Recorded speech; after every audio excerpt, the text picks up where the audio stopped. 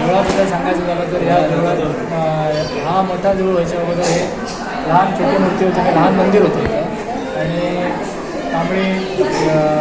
कांबळी आणि इकडचे असलेले लोक यांच्या वतीनं या ठिकाणी छोटा उत्सव केला जायचा. त्याच्यानंतर या ठिकाणी यांना उत्सव करण्यासाठी हात मिळाला, प्रसिद्धी मिळाली आणि त्याच्यानंतर यांच्यानी लहान मंदिराचं मोठं मंदिर करून या ठिकाणी उत्सव करायचा. प्रतिवार्षिकप्रमाणे या ठिकाणी हा उत्सव करतात. आणि त्यानंतर या उत्सवाच्या ठिकाणी सकाळपासून रात्री संध्याकाळपर्यंत बंधुधर्म सेवा किंवा कशा प्रकारचं त्यांच्याकडे जे कोणी यजमान आहे त्यांना यजमानांच्या वतीनं या ठिकाणी ब्राह्मणाला बोलावून आणि इथं निरनिराळे कार्यक्रम करून पूजा अर्चा करून या ठिकाणी उत्सव केला जातो. संध्याकाळी इथं दिवजांचा कार्यक्रम होतो आणि दिवजांचा कार्यक्रम झाल्यानंतर सुबन दिवस इथं लोकांची गाणी दिवाबत्ती किंवा पाया पडणं, लोकांची जी काही इच्छा आहे ती समस्या लोकांची पाया पडून जातात. आणि त्यानंतर इथं संध्याकाळी त्यांचा सगळा प्रोग्राम आटोपल्यानंतर नाट्यचा कार्यक्रम होतो.